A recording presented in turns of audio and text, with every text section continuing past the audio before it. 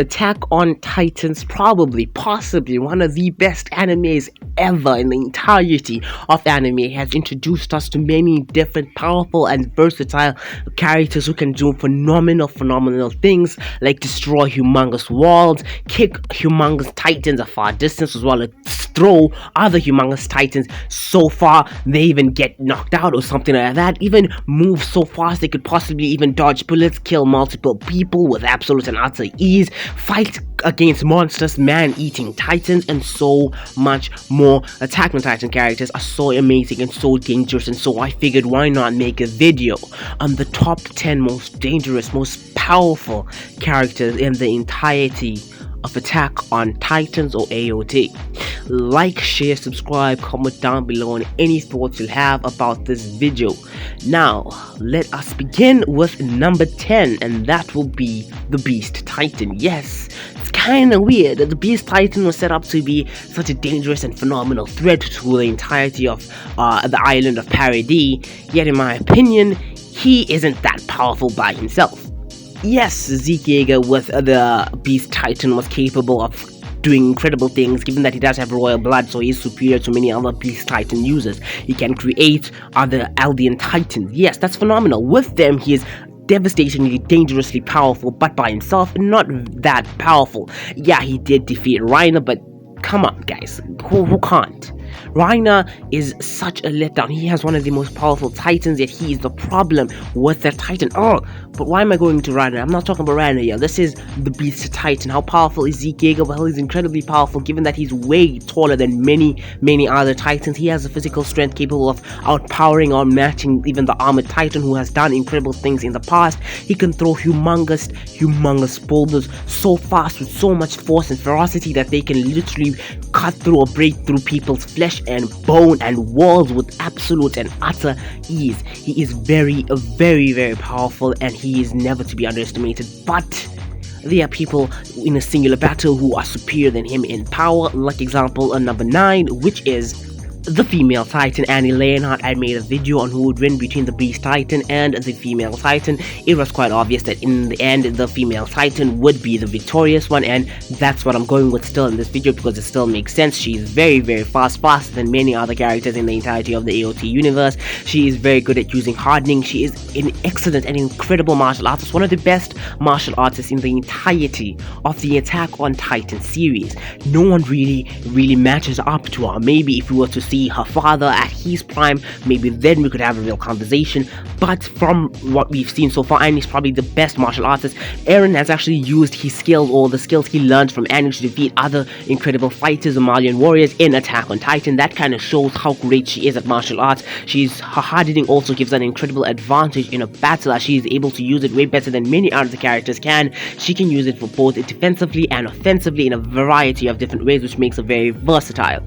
Yes, Annie Leonard is no freaking joke. She is very powerful, but number 8 in my opinion is more dangerous than she is, and number 8 is Attack Warhammer Titan Eren. Yes, I mean, is it really something you should be asking? Attack Warhammer Titan Eren. Wow, that is a very long name to say, but the point is, in this specific form, in this state, he was able to fight off 2 Malian warriors, Malian soldiers who were trained to kill and so on. He was able to take on both Raynor and Galliard as the Armored Titan and, of course, the Jaw Titan.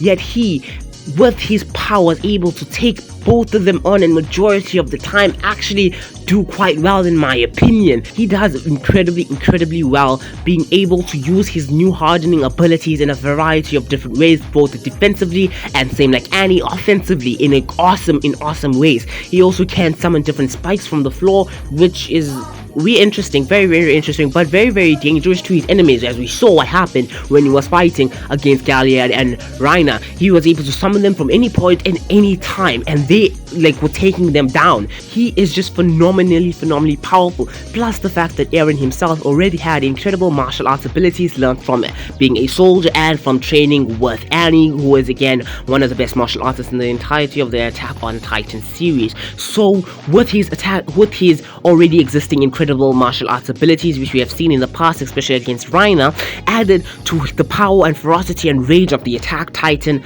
plus the powers of the Warhammer Titan, which give him an incredible advantage. He is a phenomenally dangerous character and person and enemy. Thing is, the Warhammer Titan's powers are very, very dangerous to him because of how much strain it puts on him, the body, and the user. It weakens him very, very fast. That's the only problem, and that's really why he's this low in the list. Plus, the other characters on the list, I believe, are still dangerous, and that is number 7, Mike, or Mike for some reason. Okay, I know this character didn't really appear that much throughout the entire show, but in the few moments that he did appear, he did show himself to be quite formidable in battle. He's quite a good leader and commander, very good at inspiring his soldiers to fight on, very similar to Erwin. He was able to take down many different titans by himself with almost utter ease. He's very strategic, very intelligent, especially in battle, knows when to stop and when to fight on. He was literally stated to be humanity's second greatest soldier, only being surpassed by Levi Ackerman, who was on a completely different league. And with that kind of statistic, it's quite obvious that he'd be able to defeat all the previous characters mentioned in this list. But that was when he was still alive. That was back then. Right now, that second position has been taken by someone else. That someone else being number 6, Mikasa Ackerman. And to be specific, I'm talking about adult current Mikasa, not the younger version who would probably be nothing in comparison to Mike. This adult version is definitely at his level and most probably above it. She is definitely one of the most dangerous characters in the entirety of AOT. She's able to take down many different humans with absolute and utter ease. She's also able to take down many powerful and devastatingly dangerous titans also with incredible ease. She moves far faster than so many other characters, someone being able to react to even bullets, an incredible feat to consider. Plus, she's an Ackerman. Ackermans are genetically superior to many other people with amazing abilities and so on, such as superhuman strength, speed, reflexes, and incredible healing and durability. She's an Ackerman. You can always expect Ackermans to be superior in some way to other characters. In addition to that, is still a very skilled warrior and soldier, especially when using ODM gear, being one of the top students in the 104th Cadet Corps. And number 5 will be Levi Ackerman. Yes, once again, another Ackerman has been mentioned. This character, Levi Ackerman, is a fan favorite character similar to Mikasa. I love him. He's amazing, phenomenal, and he proved himself to be an incredible fighter and warrior multiple times when he faced off against Kenny and Kenny's warriors and so on, as well as when we have seen him face off against the Beast Titan, being almost easily able to defeat the Beast Titan and the Female Titan and many other dangerous and devastatingly powerful Titans. He is dangerously powerful. Once again, he's an Ackerman, meaning he has incredible genetics in comparison to many other characters. He took the direct blast from a thunder spear. Thunder spears are said to be comparable to the strikes of lightning. He took that direct force to his body and his face, and he still survived. Of course, he was dangerously and incredibly injured, but he still survived. That is an incredible feat to consider. Levi's durability is phenomenal, so is his endurance and physical strength and so on. He has proved himself on multiple occasions. I don't think we really have to go deep into how amazing and powerful Levi actually is. We have just seen it in many occasions. Number 4 will be the Warhammer Titan. Yes, okay, so personally, I know it's quite obvious that Levi and Mikasa and Mike move way faster than the Warhammer Titan. Thing is, the Thunder Spears do not have a way or aren't able to destroy the Warhammer Titan's hardened shell, meaning they have no actual way of defeating the Warhammer. Their swords will be ineffective against the Warhammer, and so with their Thunder Spears, they are faster than it, but they wouldn't be able to eventually kill it. Instead, they would be drained of energy. Even though the endurance is quite high, they would still be drained of energy, whilst the Warhammer would just need some time to rest and then just continue with the battle. That's my personal opinion. That's why I believe the Warhammer is that powerful. Plus, it was able to defeat Eren. Okay, I understand that this is kind of base normal kind of Eren, but still being able to defeat Eren after him defeating other characters in AOT is a phenomenal feat to consider. The Warhammer is one of the 9 Titans. We know the Warhammer's power can manifest different hardened weapons and so on, meaning it's able to destroy very, very easily. It's very, very powerful. Number 3, the Rod Rice Titan. I put the Rod Rice Titan here because I believe this is where it best belongs. It is way taller than all the previous Titans I've already mentioned on this list. It's over 120 meters tall, and its steam is so hot The scouts even stopped trying to even get close to him, and him just passing by trees and landscapes caused the trees and so on to start burning. That's how hot his steam was. He was a really incredibly powerful Titan, and the fact that they killed him off in only like 1 or 2 episodes is quite disrespectful in my opinion. So yeah, he became a mindless Titan who was way taller than any previous Titan we had ever seen ever, and is far stronger than all the previous Titans. Problem is, his body was too big for him to even lift up because of how heavy it was, and he moved at a really slow pace. That's the real only possible problem or I could find with the Rod Rise Titan. I would say the whole fact that his front is completely open, but that didn't really seem to affect him, so it's not really a concern. What's a real concern is the fact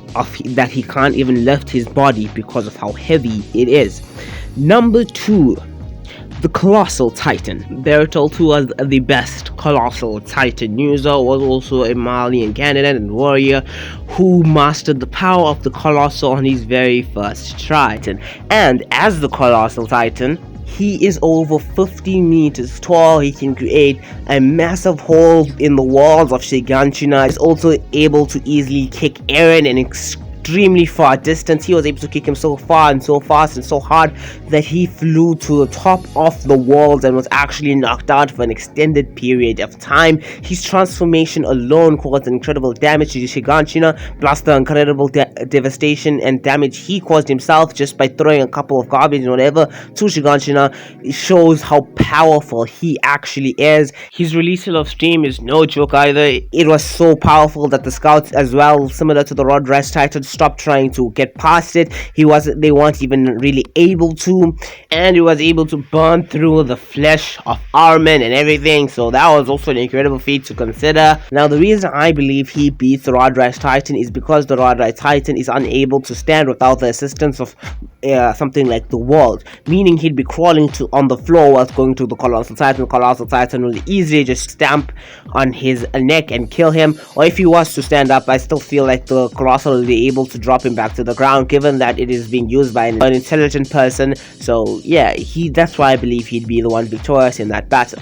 Now, before we get to number 1, a few honorable mentions. Honorable mentions will be Grisha Yeager as the Attack Titan, Galliard or Falco as the Jaw Titan, and Kenny Ackerman. The real reason Kenny isn't really on the list is purely because we've never actually seen him go up against any of the Titans. I'm sure he could do very well against the Titan, I just haven't really seen him.